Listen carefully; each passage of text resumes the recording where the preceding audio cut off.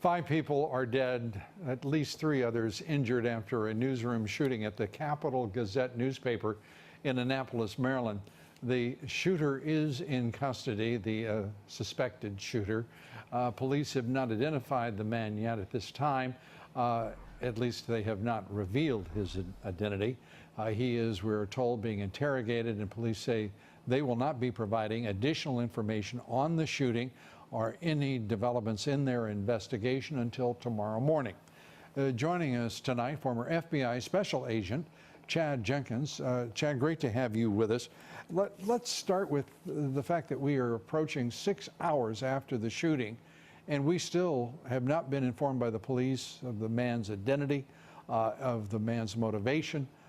We have not seen the families informed of the loss of their loved ones. Five of them shot dead in that newsroom, and 3 others injured.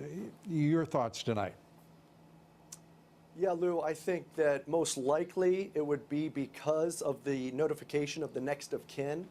That would be my guess as to why we're not getting the information on the shooter. Until all of the next of kins are notified, that, my goodness, what a harder notification to do than to let them know that their loved one had been lost.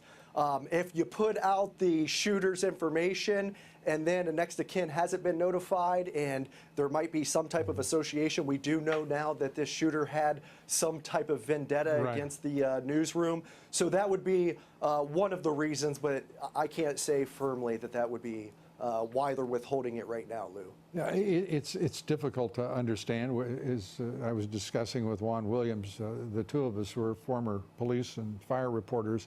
You know, we have all of this technology, all of this superior communications equipment as well, and we think of identification as being something that should happen in a snap, and communication should be ubiquitous and instantaneous, and so it becomes doubly frustrating.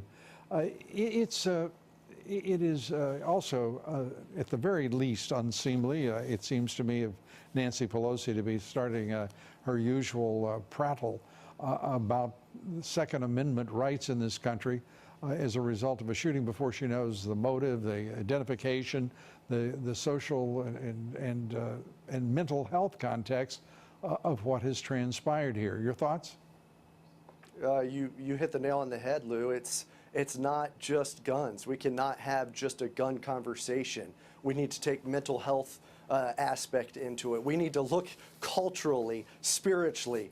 The evil that's permeating in this world is getting out of control, as we're seeing, and the violence, no matter what the instrument is used to conduct the violence, man is full of hate, and it's only going up, unfortunately. And that's what we need to deal with, not just making this a gun issue and a Second Amendment right issue by any means.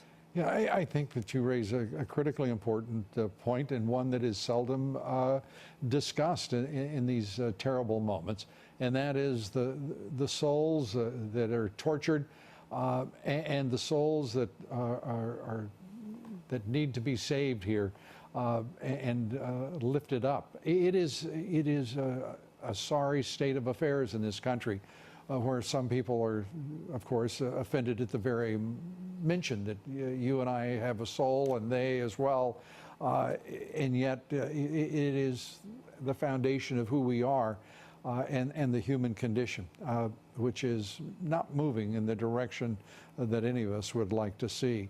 I have to say, the response time, we've got just a few seconds here, the response time of something under 2 minutes or less, my hat goes off to those folks, the law enforcement agents who responded.